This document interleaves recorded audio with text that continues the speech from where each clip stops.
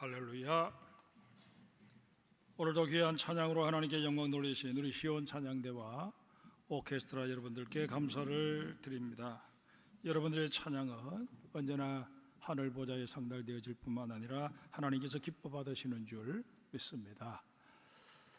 오늘 또 3부 예배에 참여하신 여러분 모두 마음과 뜻과 정성을 다하여 하나님을 예배할 때 하나님께서 우리의 예배를 받으시고 우리의 예배 가운데 함께 하셔서 크신 은혜로 덧입혀 주실 줄 믿습니다. 순간의 선택이 10년을 좌우합니다 라는 광고가 기억나십니까? 아마 50대 이상 되신 분들은 이 광고를 직접 보신 기억이 나시거나 아니면 들어본 기억이 나실 것입니다. 1981년 지금의 LG전자가 금성사였을 때 신상품인 하이테크 컬러 텔레비전을 선전하고자 만든 광고입니다. 당시 가전제품 분야의 선두주자였던 금성사는 브랜드의 자부심을 걸고 자기 회사 제품을 사면 10년은 후회하지 않을 것이라고 자신 있게 광고했습니다. 그런데 여러분, 선택의 중요성이 어디 가전제품에만 적용되겠습니까?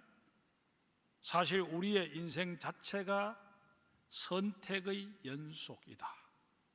그렇게 말해도 가히 지나치지 않을 것입니다. 이런 까닭에 성경은 우리에게 계속해서 선택을 요구합니다. 모세가 이스라엘 백성들을 이끌고 광야를 진학할 때 하나님께서 모세에게 명하십니다. 이스라엘 백성들을 데리고 그리심산과 에발산 두 개의 마주 보는 산을 정면에 두게 되거든 백성을 둘로 나누어서 한편은 그리심산 편에 서고 다른 한편은 에발산 편에 서게 해서 그리심산 편에 있는 자들에게는 복을 선포하고 에발산 편에 선 자들에게는 저주를 선포해서 이스라엘 백성들에게 너희는 이 복과 저주 가운데 항상 하나님의 복편을 선택하는 그런 인생을 살아야 한다고 깨우쳐 주라고 명령하십니다. 모세의 뒤를 이어서 여호수아가 지도자가 되었을 때 가나안 정복 전쟁을 일단락하고 여호수아 24장에 보면 여호수아가 이스라엘 백성들에게 이렇게 말합니다. 너희 조상들이 강 저쪽에서 섬기던 신들이든지 또는 너희가 거주하는 땅에 있는 아모리 족속의 신들이든지 너희가 섬길 자를 오늘 택하라. 오직 나와 내 집은 여호와를 섬기겠노라. 오늘 우리가 살펴본 룻기도 계속해서 선택의 중요성을 우리에게 깨우쳐주고 있습니다. 룻기의 배경은 사사시대입니다. 우리 사사기 21장 25절을 한번 볼까요? 그때 이스라엘의 왕이 없으므로 사람이 각기 자기의 소견에 오른 대로 행하였더라. 사사 시절이 어떠했는지 한마디로 축약해 놓은 구절이라 그렇게 말할 수 있습니다. 사사는 하나님께서 필요에 따라 세워서 사용했던 사람들이기에 그 영향력이 당대로 그쳤습니다. 사사로 활동하던 그때에만 그는 이스라엘의 지도자였습니다.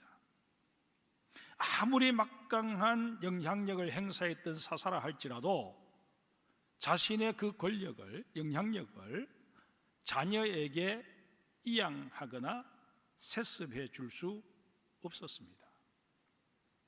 사정이 이렇다 보니 이 사사가 늙게 되면 어쩔 수 없이 레임덕 현상이 일어나게 되었고, 또 사사가 죽기라도 하면 정치적 공백기가 올 수밖에 없었습니다. 정치적 공백기가 오면 이스라엘 백성들은 어김없이 타락의 길로 치달았습니다.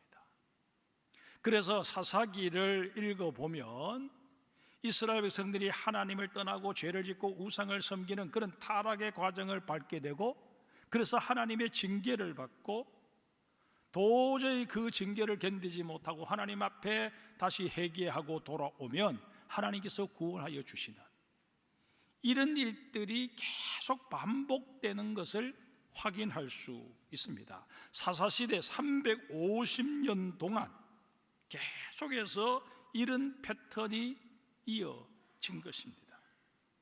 여기서 우리는 하나의 의구심을 표할 수밖에 없습니다. 하나님께서는 정치적으로 연속성이 없어 언제나 불안할 수밖에 없는 사사 제도를 왜 고수하신 것일까? 라는 의구심입니다. 그 이유는 분명합니다. 이스라엘 땅에는 보이는 왕이 없었을 뿐이지 분명히 그들을 다스리시는 하나님이라는 존재가 왕으로 자리하고 계셨습니다. 그러니 여느 나라처럼 따로 왕을 세울 필요가 전혀 없었습니다. 그런데 문제는 이스라엘 백성들이 이러한 사실을 알지 못했거나 무시했다는 사실입니다. 사사기 8장에 보면 이스라엘 백성들이 사무엘을 찾아와서 우리에게도 왕을 세워달라 요구하는 장면이 소개되어 있습니다. 그때 하나님께서는 사무엘의 입을 빌려서 너희에게는 나 여호와가 왕인데 왜 또 왕을 세우려고 하느냐, 안 된다, 그렇게 거절을 하셨음에도 불구하고 이스라엘 백성들은 계속해서 왕을 요구합니다. 이들은 자신들이 주변 국가의 침공에 대해 제대로 대처하지 못하는 이유가 중앙 집권적인 세력을 형성하는 왕이 없기 때문이라고, 12지파를 하나로 묶어서 그들이 대적하면 얼마든지 이길 수 있는데 그렇지 못하고 지파별로 그렇게 대처하다 보니까 판판히 패하고 고통을 당해왔다, 그 주장을 한 것입니다. 인간적인 편에서 볼 때는 충분히 이유가 되었습니다. 그러나 하나님 편에서는 아니었습니다. 정말 너희들이 고통받았던 이유는 너희가 나 여호와 너희의 왕된 나를 떠났기 때문이라고 그렇게 분명히 말씀하시는데 이스라엘 백성들은 전혀 엉뚱한 생각을 하고 있는 것입니다. 자신들이 뭘 잘못해서 그런 고통을 당했는지 알지 못하니 해결책을 찾는 것도 엉뚱할 수밖에 없었습니다. 이런 모든 사실들을 종합해 볼 때 이스라엘 백성들은 영적으로 깊이 병들어 있었던 게 사실입니다. 룻기는 이런 시대를 배경으로 해서 한 집안에 일어난 일을 소개하고 있습니다. 이제 그 이야기 속으로 한번 들어가 봅시다. 이스라엘 백성들은 자신들에게 일어나는 사건들을 영적으로 해석하지 못했던 것은 말할 것도 없고, 그 사건을 통해서 말씀하시는 하나님의 메시지에 대해서 전혀 들을 수 있는 기가 없었습니다. 이런 와중에 설상가상, 엎친 데 덮친 격으로 극심한 흉년까지 찾아왔습니다. 영적인 빈곤에다 먹고 사는 문제가 불거진 것입니다. 이스라엘 사람들은 하나 둘 살 길을 찾아서 가나안 땅을 떠나기 시작했습니다. 그런데 그 난민 중에는 베들레헴에 살던 엘리멜렉이라는 사람의 가족들도 끼어 있었습니다. 엘리멜렉이라는 이 이름은 하나님은 왕이시다 라는 뜻입니다. 그의 부친이 아들을 낳고 이름을 붙이면서 엘리멜렉이라고 했던 것은 너는 언제 어떤 상황에서든 하나님을 왕으로 모시고 살아야 한다라는 아들을 향한 아버지의 바람을 그 이름에 담은 것 아니겠습니까?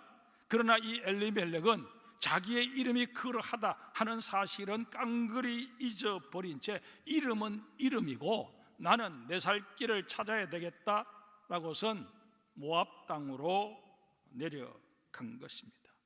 하나님의 약속의 땅, 하나님의 은혜의 땅, 하나님이 친히 다스려 주시는 땅, 그 땅을 미련 없이 버린 것입니다. 그는 하나님을 왕으로 삼은 게 아니라 먹고 사는 문제에 목을 메고 말았습니다.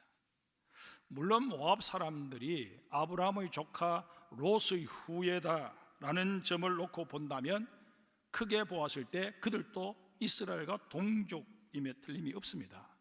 그러나 혈통만 그랬을 뿐이고 오랜 세월이 흘러오는 동안 모압은 하나님을 버리고 그 모습, 히브리 원어 발음으로는 케모시라고 부르는 전쟁의 신을 섬기고 있었습니다. 뿐만 아니라 이 그모스에게 제사를 지낼 때는 사람을 잡아서 바치는 인신 제사를 드렸습니다. 하나님께서 가장 혐오하시는 일 가운데 하나였습니다. 이 모압이 이런 제사 의식과 이런 신을 섬기다 보니 그들에게 있어서 하나님은 다 잊혀진 상태였습니다. 그러함에도 엘리멜렉은 하나님은 나의 왕이시다, 하나님은 왕이시다 라는 이름을 가지고 있는 이 엘리멜렉은 단지 생활고를 해결하기 위해서 이미 하나님을 떠난 지 오래된 그 모압 땅으로 내려간 것입니다. 아마 처음에는 이 엘리멜렉도 베들레헴의 가문만 끝나면 다시 베들레헴으로 돌아간다, 그렇게 생각하고 내려갔을 것입니다. 이러한 사실은 룻기 1장 1절에 나오는 거류하다라는 동사를 통해 확인할 수 있습니다. 거류하다를 히브리어로 구르라고 하는데 잠시 나그네로 머무는 것을 뜻합니다. 그런데 세상살이라는 게 마음대로 계획한 대로 잘 되지 않잖아요. 룻기 1장 2절에 보면 엘리멜렉의 가족들 곧 그의 아내 나오미와 두 아들 기럨과 말론 이 네 식구가 모압 땅에서의 삶에 점점 더 익숙해져 가는 모습을 확인할 수 있습니다. 우리말 성경에는 거기 살더니라고 번역을 했는데 히브리어로는 와이흐유샴입니다. 모압 땅에 정착해서 모압 사람들과 점차 동화되어 가고 있는 모습을 표현하는 단어들입니다. 아마도 엘리멜렉 가족들은 모압 생활에 적응해 가면서 여기도 살만하네 그런 생각을 했을 것입니다. 그리고 그곳에서 제2의 인생을 살아서 정말 새로운 복과 은혜를 누리며 살리라 기대에 부풀어 있었습니다. 하지만 그 기대는 그리 오래 가질 못합니다. 집안의 기둥이고 또 가장인 엘리멜렉이 갑자기 죽음을 맞이한 것입니다. 이것은 잘 굴러가던 바퀴가 불쑥 튀어 올라온 돌부리에 걸려서 더는 앞으로 나갈 수 없는 상황에 직면하게 된 형국과도 같았습니다. 하나님께서 그들을 강제로 멈추어 서게 만드신 것입니다. 한번 여쭤보겠습니다. 여러분들이 이런 상황에 직면했다면 어떤 결정을 내리시게 될 것 같습니까? 우리가 아무리 먹고 살기 힘들어도 가나안 땅에서 분배받은 그 기업을 버리고 우상 숭배의 땅 모압으로 온 게 큰 실수였구나, 그런 생각을 하고 베들레헴으로 돌아가자, 그렇게 결정을 했을 것 같은데, 이 나오미와 두 아들은 그러지를 못했습니다. 3절에 보면 샤르, 남았다 라는 동사가 나오는데, 계속 그곳에 머물기로 마음을 먹었음을 의미합니다. 그들은 모압 땅으로 내려와서 수년 동안 자신들이 피땀 흘려 일구어 놓은 그 기반을 쉽게 포기할 수 없었습니다. 그들은 나름대로 생각했을 것입니다. 이제 겨우 이 모압 땅에서 힘들게 기반을 잡았는데 이거 다 내팽개치고 다시 베들레헴으로 내려가서 처음부터 이 고생을 다시 한단 말인가? 말도 안 돼. 우리 여기서 계속 살자, 이렇게 생각하게 되면서 처음부터 잘못 끼워진 단추를 다시 고쳐 끼울 수 있는 기회를 스스로 차버린 것입니다. 여러분, 한 번 잘못 선택한 것은 실수일 수 있습니다. 하지만 그 잘못된 선택을 합리화하고 그와 유사한 잘못을 2번, 3번 반복해서 저지르는 것은 바보들이나 하는 짓입니다.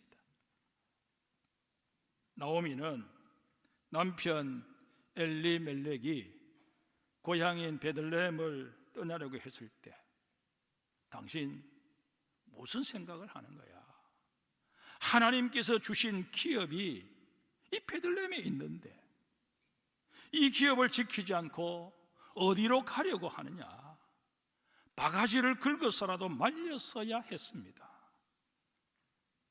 남자가 잘못된 선택을 하면 아내가 어떻게 해서든 바르게 해주어야 그게 배필이라는 것입니다. 그러나 나오미는 그러기는커녕 오히려 동조했습니다. 믿음이 아니라 살 국리를 남편과 함께 선택한 것입니다. 남편 엘리멜렉이 죽었을 때도 하나님께서 우리에게 주신 기업을 지키지 않음으로 말미암아 하나님께서 우리를 징계하시는구나 깨닫고 고향으로 돌아가자 두 아들을 설득해서 용단을 내렸어야 옳았습니다. 그러나 나오미는 내 곁에는 장성한 두 아들이 든든하게 버티고 있는데 굳이 베들레헴으로 돌아갈 이유가 어디에 있나? 이 모압에서 더 열심히 살면 되지, 그런 인간적인 판단을 하고 선택을 한 것입니다. 생각의 가닥이 이렇게 잡히자 서둘러 며느리감을 맞아들여 우리 집안을 일으켜야 되겠다, 그렇게 결심하고 모압 여인 중에서 며느리감을 찾게 됩니다. 그 결과 오르바라고 하는 여인과 룻이라고 하는 여인이 이 집에 며느리로 들어오게 됩니다. 집안에는 다시 웃음꽃이 피어나기 시작했습니다. 이제야말로 모압 사람들과 온전히 동화되어서 여기서도 우리가 큰 집안을 이루어낼 수 있겠구나, 그렇게 생각들을 했습니다. 그런데 이주해 온 지 한 10년쯤 지났을 때였습니다. 이번에는 평소에도 그렇게 건강히 여의치 못했던 두 아들 말론과 기련이 시름시름 앓다가 죽어버립니다. 10년 전에 했던 잘못된 선택이 10년이 지난 지금 비극으로, 불행으로 부메랑이 되어 돌아온 것입니다. 이에 나오미의 집에는 남편을 잃은 가부 셋만 남게 되었습니다. 그 당시에는 이스라엘이나 모압이나 남성 위주의 가부장적 사회였습니다. 그런 사회 분위기 속에서 가부 세 여인이 한 집에서 살아간다는 것 결코 만만한 일이 아니었을 것입니다. 그때 나오미에게 가나안 땅에 관한 소문이 들려옵니다. 하나님께서 가나안 땅에 은혜를 베푸셔서 가뭄이 다 끝나고 다시 먹고 살만해졌다는 반가운 소문이었습니다.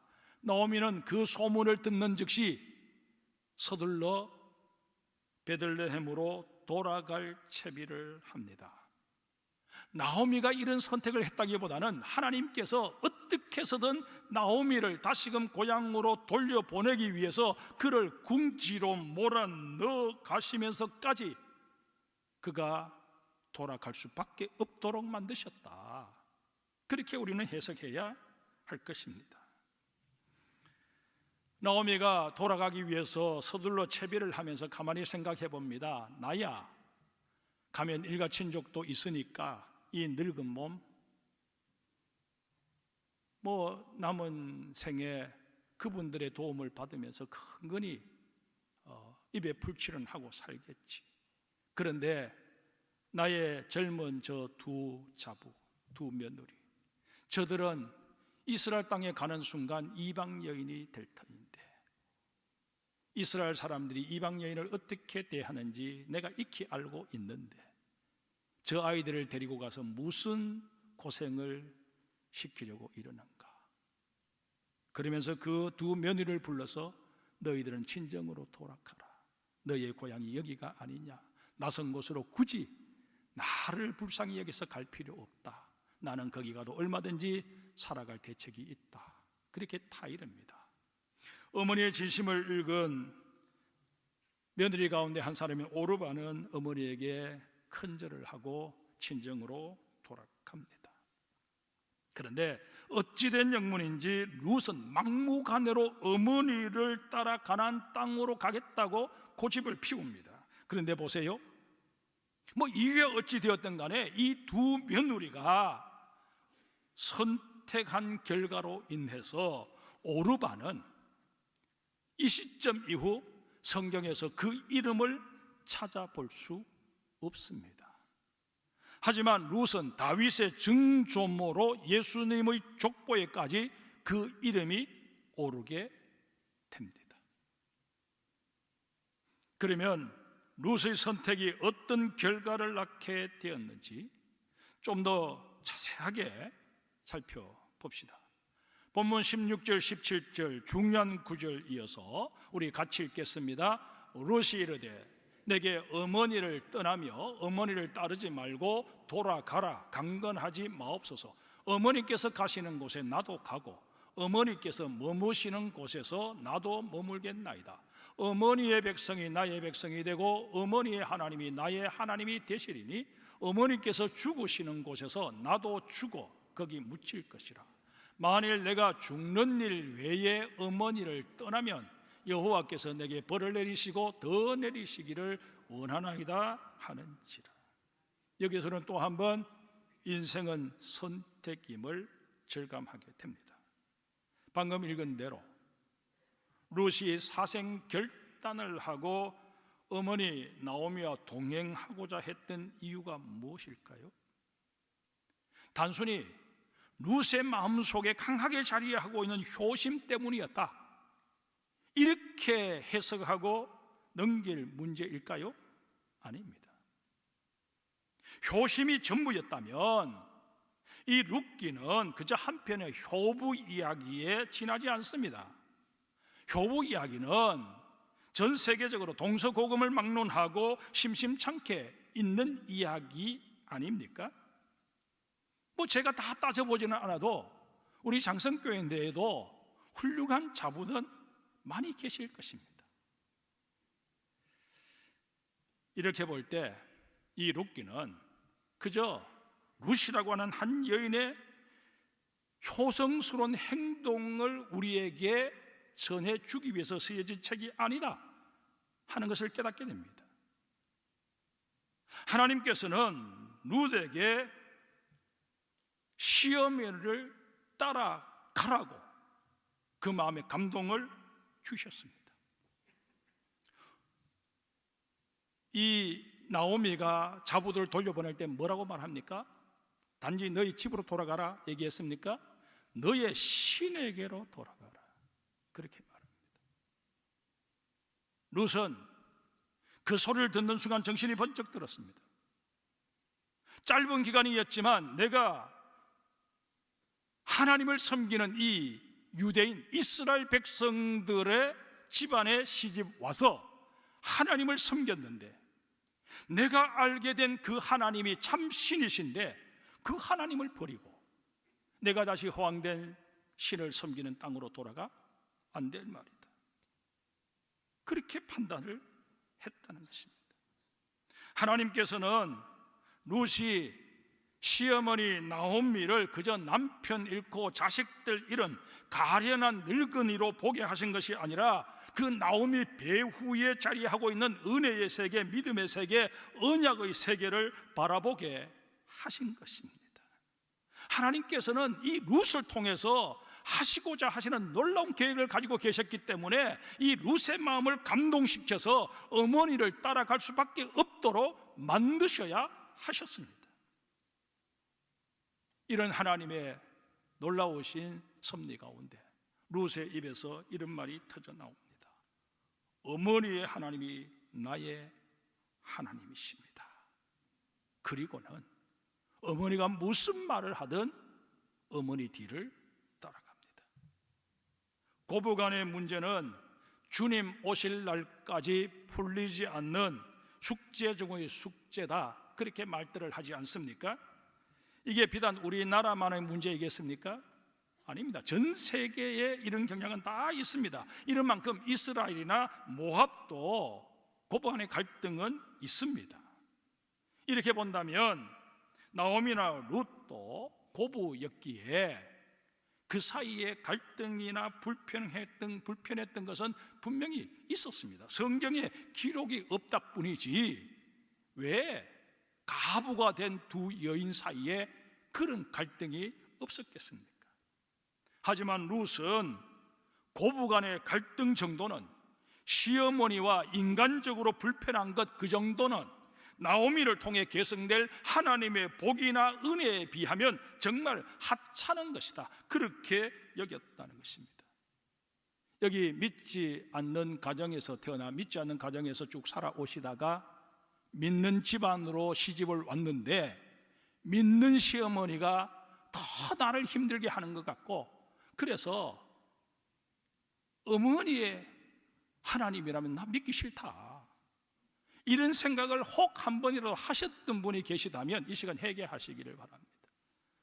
하나님께서는 믿지 않는 가정에서 태어나 자랐던 나를 믿음의 가정으로 데리고 오셔서 새로운 믿음의 세대를 형성하기 위해서, 비록 그 어머니가 인품적으로는 여러 가지 부족한 점이 있지만은 그러나 그 어머니 뒤에 하나님이 펼쳐놓으신 믿음의 세계, 언약의 세계, 그것을 나로 하여금 취하게 하시기 위해서 나에게 이런 은혜를 베풀어 주셨는데, 사소한 고부간의 갈등 문제로 인해서 그것을 불평하고 원망해서 믿음을 가져야 하느냐 말아야 하느냐 이런 생각을 하셨다면 이건 회개하셔야 합니다. 여러분, 룻은 이런 깨달음 속에서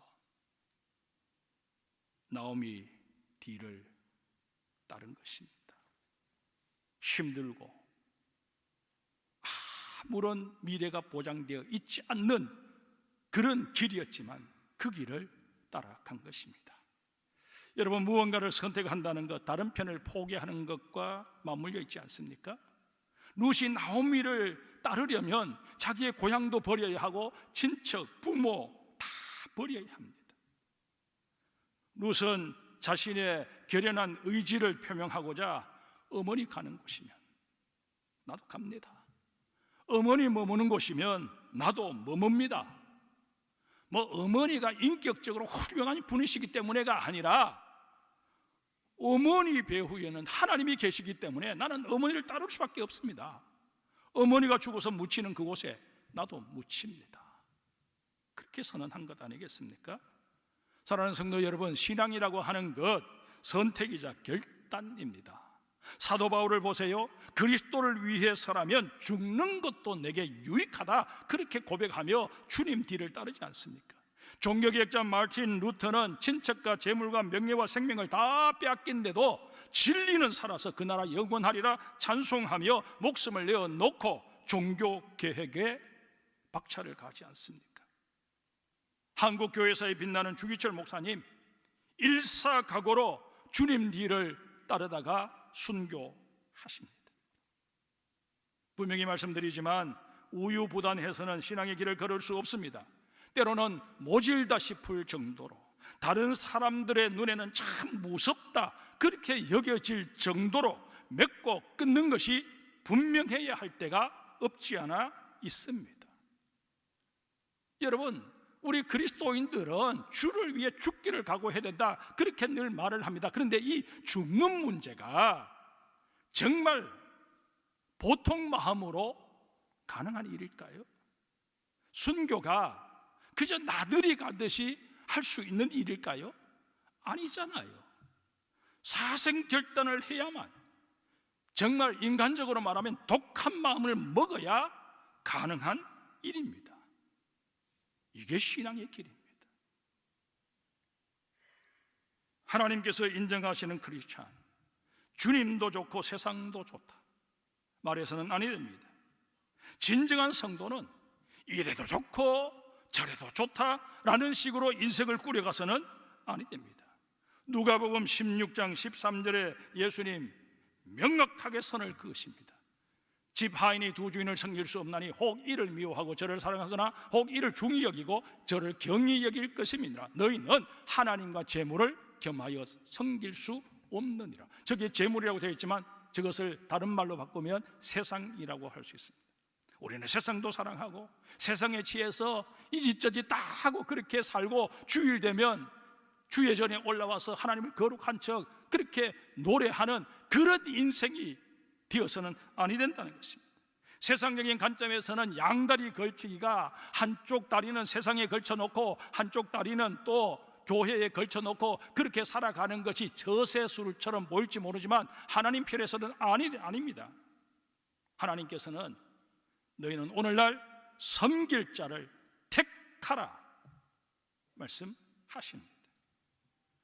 룻이 어머니의 하나님이 나의 하나님이십니다 고백하며 약속의 땅, 은혜의 땅, 가나안 땅으로 들어왔을 때 하나님께서는 정말 그 누구도 상상하지 못했던 놀라운 일이 룻의 인생에 펼쳐지게 만드십니다.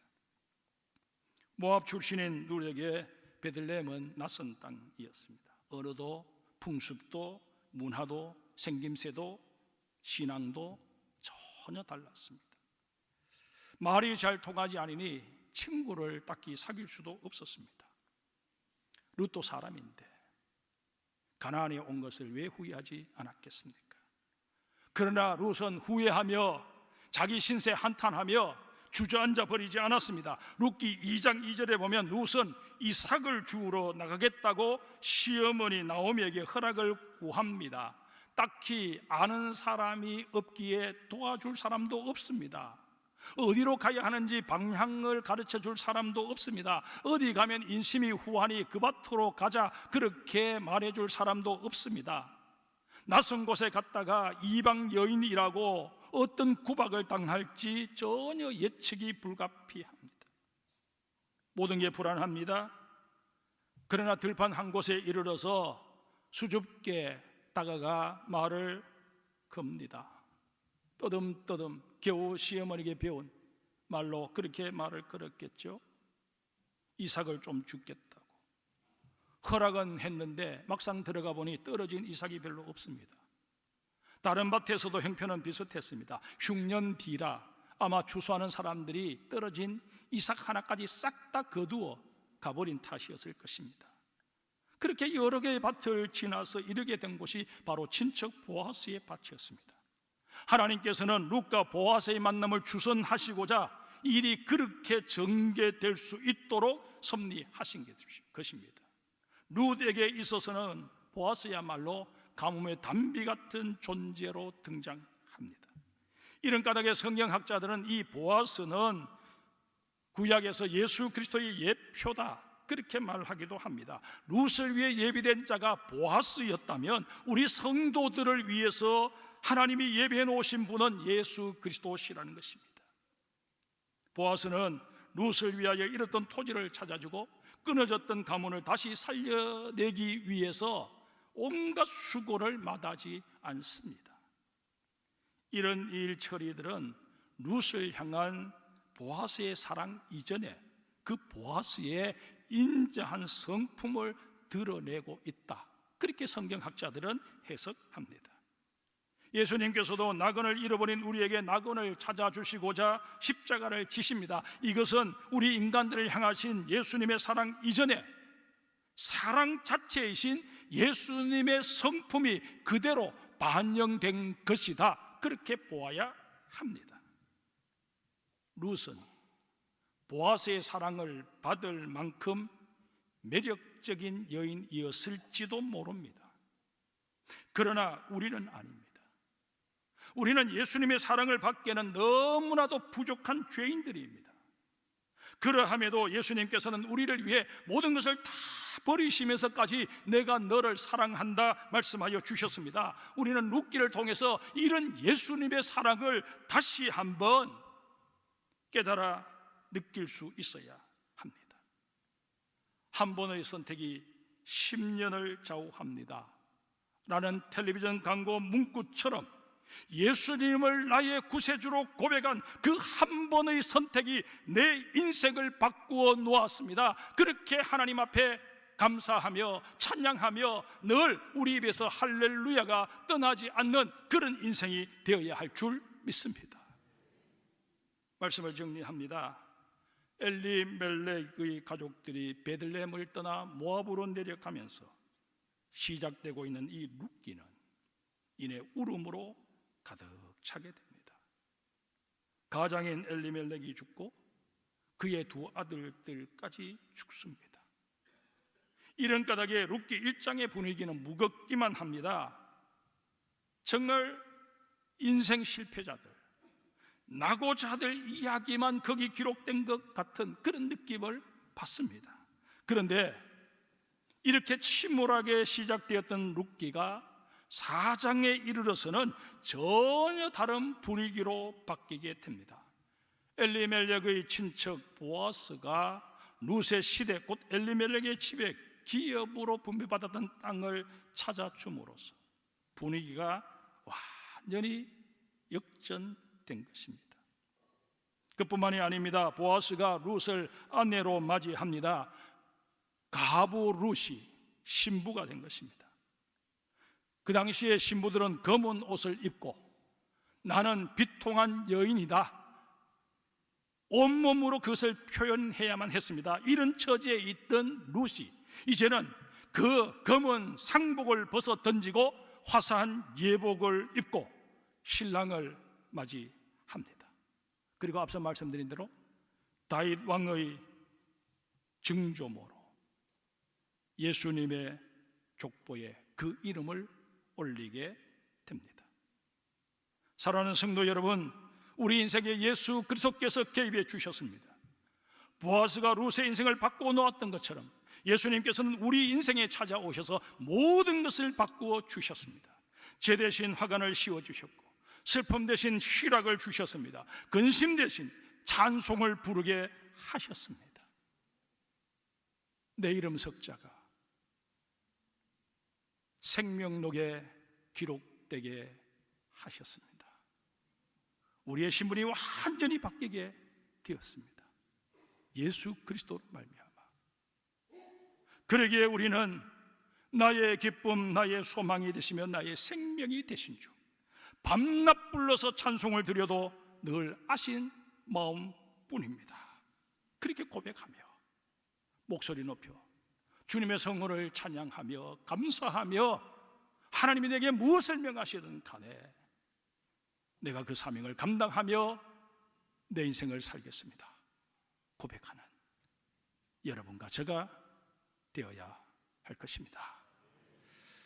하나님 아버지, 룻기를 통해서 우리가 얼마나 큰 은혜를 입은 존재인가를 다시 한번 깨우쳐 주시니 감사를 드립니다.